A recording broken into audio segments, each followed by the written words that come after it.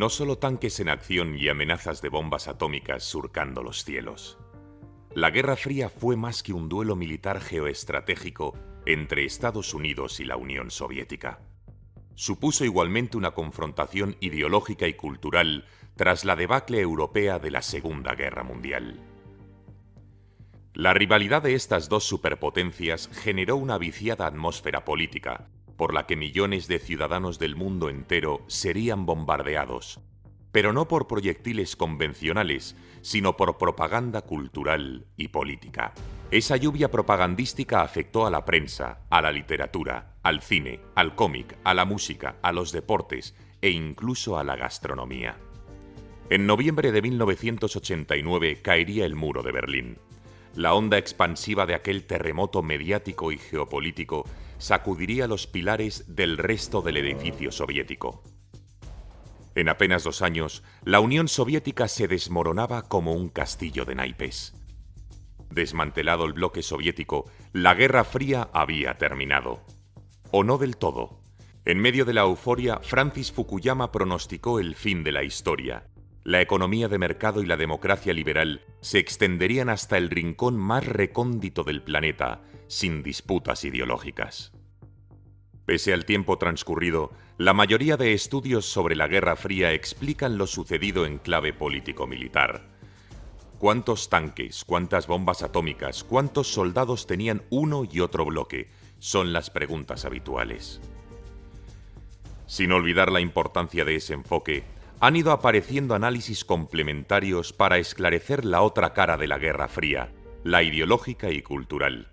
Gran parte del conflicto bipolar no se libró en el campo de batalla, sino en las portadas de periódicos y revistas, en las ondas radiofónicas, en las pantallas cinematográficas y de televisión, en las aulas universitarias e incluso en los Juegos Olímpicos.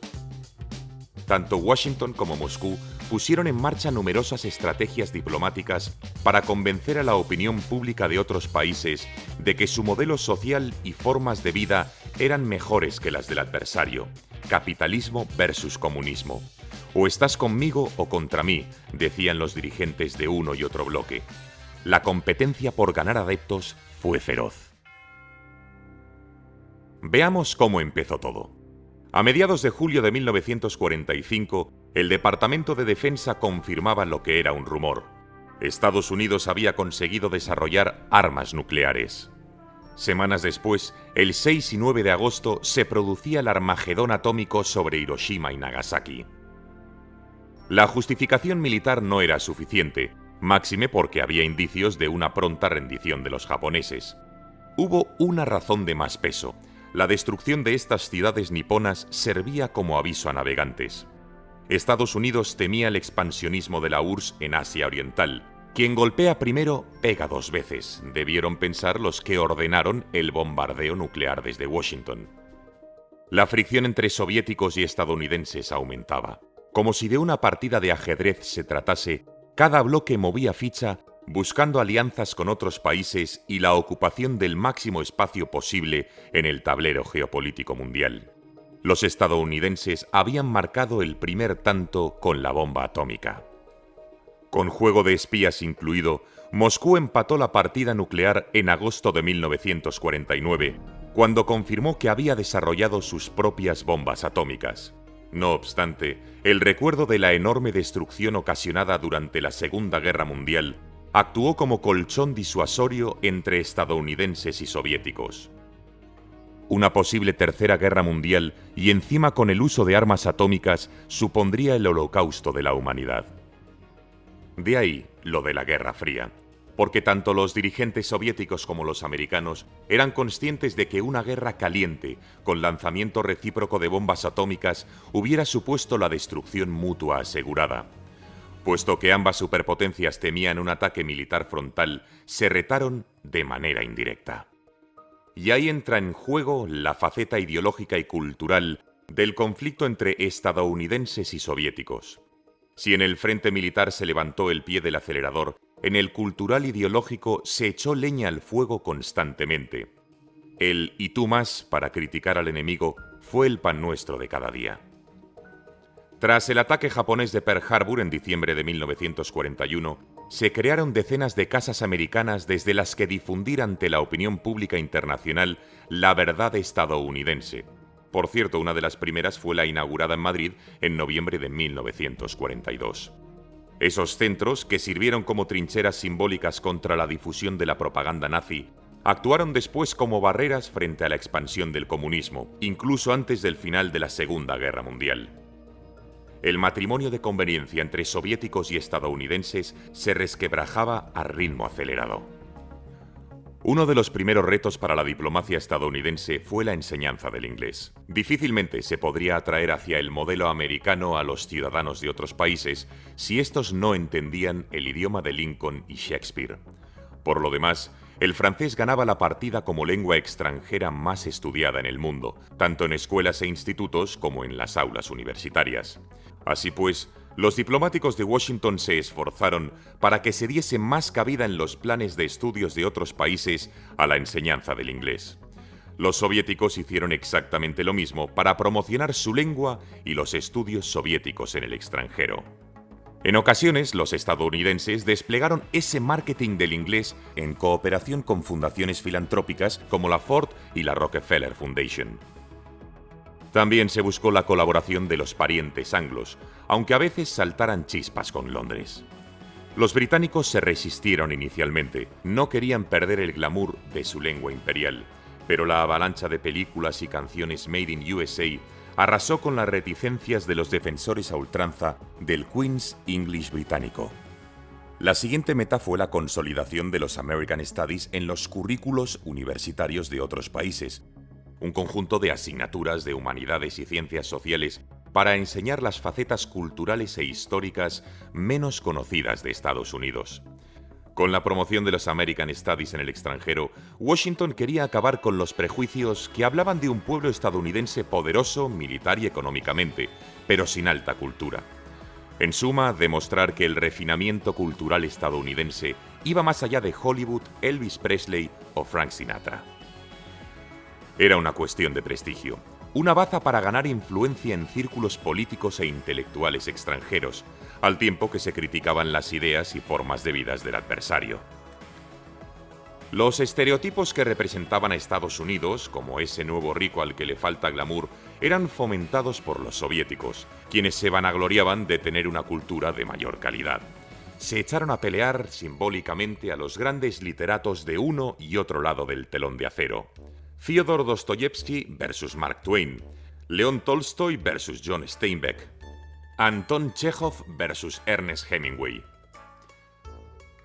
Otro ejemplo más de esa ofensiva ideológica cultural fue la cobertura dada por los estadounidenses a Doctor Zhivago del escritor ruso Boris Pasternak, ya que mostraba el lado feo del rostro soviético, sus arrugas y contradicciones. Incluso se llevó a la gran pantalla.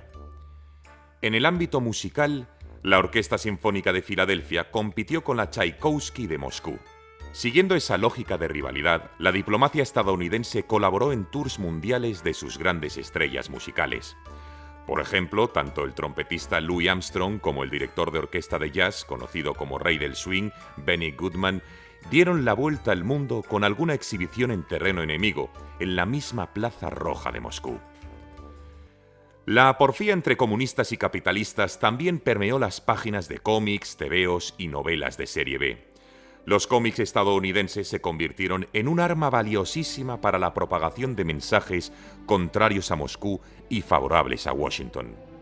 Exageraciones sobre los malvados comunistas hicieron las delicias de niños y adolescentes del mundo entero. Por ejemplo, se distribuyeron millones de copias de las increíbles hazañas del Captain America, Commie Smasher, es decir, el Capitán América destrozador de comunistas. O Fighting American contra los malvados Poison Ivan, Iván el Venenoso, y Hotsky Trotsky, en referencia al líder comunista. Por su parte, las novelas de vaqueros hicieron furor en el mercado, atrayendo primero a millones de lectores y más tarde espectadores en las recreaciones cinematográficas y televisivas. Pero no solo eso. Uno de los momentos de esa guerra fría ideológica y cultural más recordados se vivió en una cocina. Durante una exhibición celebrada en Moscú en julio de 1959, el vicepresidente americano Nixon y el presidente soviético Khrushchev se enzarzaron en un exaltado debate sobre cuál de los dos sistemas, si el capitalista o el comunista, tenía mejores cocinas y por ende ofrecía una vida más cómoda a sus ciudadanas. Ese mismo año el presidente soviético intentó visitar Disneyland, pero los yanquis maniobraron para impedirlo. Anécdotas que muestran la tensión bipolar que se vivía. Los estadounidenses estaban intranquilos. Castro había llegado al poder unos meses antes, a escasas 100 millas de la costa de Florida. Por si fuera poco, apenas 2 años antes, el lanzamiento del primer satélite artificial, el Sputnik 1, demostró que la Unión Soviética estaba liderando la carrera espacial. La preocupación estadounidense crecía. La perra Laika y el astronauta Yuri Gagarin fueron los iconos de esa superioridad espacial soviética hasta que Neil Armstrong pisó la Luna en julio de 1969. La disputa por el espacio entre soviéticos y americanos sirvió de inspiración a centenares de cómics. Después, las proezas de Neil Armstrong y sus colegas Buzz Aldrin y Michael Collins fueron convenientemente publicitadas con tours mundiales por las capitales más importantes. En el deporte más de lo mismo, rivalidad a tope. El ajedrecista Bobby Fischer contra Boris Spassky. Las marcas pulverizadas por Sergei Bubka frente a Carl Lewis, que parecía volar más que correr. Las citas olímpicas se convirtieron asimismo en una auténtica locura por ver quién se llevaba el gato al agua con las medallas. La pugna no estuvo exenta de polémicas y acusaciones de dopaje, también de intentos de boicot. En 1980 los estadounidenses no acudieron a los Juegos Olímpicos organizados en Moscú en protesta por la invasión soviética de Afganistán. Sí, allá donde mandaron después al actor Sylvester Stallone como Rambo 3 cinematográfico para arreglar las cosas. Como era previsible, 4 años después los soviéticos pasaron olímpicamente, nunca mejor dicho, de acudir a los Juegos celebrados en Los Ángeles en 1984. Y así un largo etcétera de desplantes, disputas de ideas y manifestaciones culturales. Los soviéticos lo tuvieron difícil para encontrar versiones propias de Bob Dylan o Marilyn Monroe, pero sí contaron con unos dibujos animados tan entrañables o más que el Pato Donald o Mickey Mouse. El pequeño y cariñoso Cheburasca, acompañado por el alegre Cocodrilo Gena. En la batalla de las mentes y corazones de la ciudadanía mundial, expresión popularizada por el presidente Eisenhower, se cruzaron líneas inimaginables. La sombra de la Central Intelligence Agency, la CIA, fue alargada, como la mano de la KGB soviética. En esa guerra psicológica se hizo uso planificado de propaganda y otras actividades de comunicación, pero no el combate militar directo. Era preciso difundir ideas e información para influir en las actitudes, emociones y comportamientos de ciudadanos extranjeros, de manera que apoyasen la consecución de los objetivos geopolíticos de uno u otro. Los intercambios educativos tuvieron dificultades para no caer en esa espiral de confrontación ideológica. Incluso el prestigioso programa Fulbright se puso en el punto de mira. Por ejemplo, no fue fortuito que la China nacionalista, en guerra contra la comunista de Mao Zedong, a finales de los años 40 y apoyada por la Unión Soviética de Stalin, se convirtiera en uno de los países donde primero funcionó dicho programa de intercambios Fulbright. Ambas superpotencias optaron en momentos concretos por prácticas subversivas y golpes bajos al rival. Cualquier cosa con tal de minusvalorar los logros del contrario, incluso sacar sus trapos sucios. Los disturbios raciales en suelo estadounidense eran convenientemente aireados por la diplomacia soviética. Era uno de los talones de Aquiles del archienemigo capitalista. Una imagen del skyline de Nueva York con sangre derramada y el mensaje en ruso «La vergüenza de los Estados Unidos» fue distribuida por los canales informativos soviéticos para denunciar el maltrato a los afroamericanos.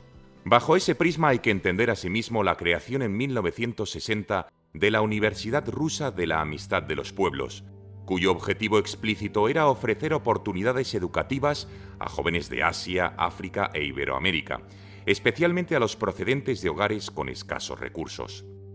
En el fondo, se pretendía demostrar que el modelo soviético era supuestamente más integrador y respetuoso con las distintas razas. Tampoco fue casual que dicha universidad se llamase inicialmente Patrice Lumumba University, un mes después del asesinato de ese líder congoleño en un golpe de Estado que contó con al menos la aquiescencia de la CIA. Los estadounidenses necesitaban agudizar el ingenio. En los 70 y 80 fue el rock, el jazz o el cine estadounidense el que embelesó a millones de espectadores y consumidores. La película Rocky IV es un buen ejemplo de la mencionada Guerra Fría cultural ideológica y cómo afectó a cómics, films, canciones, etc. El tráiler arranca con el himno comunista de fondo e imágenes intercaladas de Lenin y Marx. A continuación, un boxeador soviético, Iván Drago, con la cara desencajada de maldad, golpea sin piedad a un boxeador negro, Apollo Creed, que es muy amigo de Rocky, el protagonista. Este último acabará enfrentándose al insensible púgil ruso.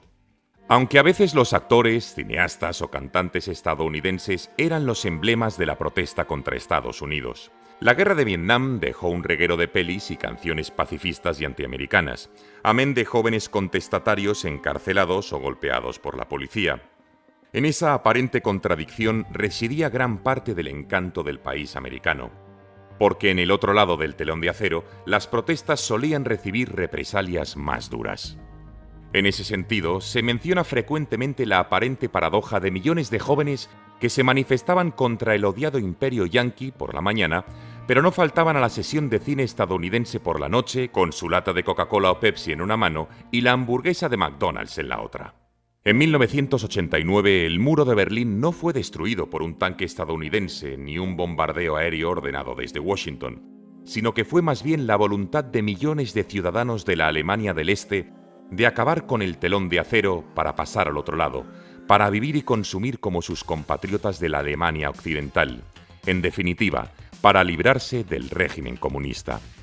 Aunque para otros miles de ciudadanos la nostalgia del pasado fuese una pesada carga, como nos recordaría en el 2003 la maravillosa película Goodbye Lenin. Pero la realidad es que los Estados Unidos habían ganado la Guerra Fría. Las colas de moscovitas para entrar en el primer McDonald's abierto en la capital rusa en 1990, poco después de la caída del muro, son muy elocuentes.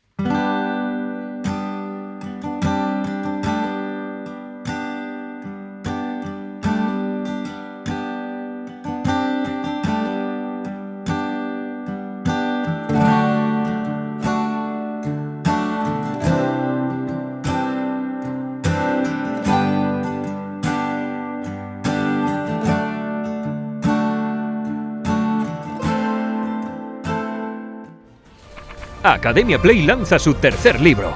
En una obra bellamente ilustrada, nos traen un apasionante recorrido por 25 de las más famosas batallas de la historia de la humanidad.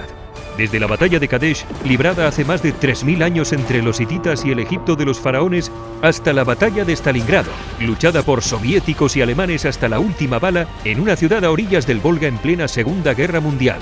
Si algo los seres humanos hemos hecho con absoluta delectación a lo largo de la historia, es pelearnos entre nosotros. La guerra es el último y definitivo acto de la tragedia humana. En un formato característico y sencillo, con mapas y simpáticos dibujos, mayores y pequeños podrán descifrar la guerra de un modo diferente y altamente entretenido. Batallas de todas las épocas en las que se incide en cómo se llegó hasta ellas y las consecuencias que tuvieron.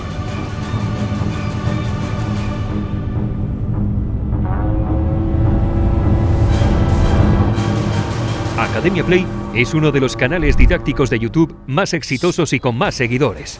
Sus suscriptores se cuentan por millones. El libro está escrito por Alberto Vidal Guerrero, Alberto Menéndez Ingra y Javier Rubio Doncé. Está editado por La Esfera de los Libros y el prólogo corre a cargo del exitoso divulgador Fernando Díaz Villanueva. Haz que tu experiencia de aprendizaje sea épica.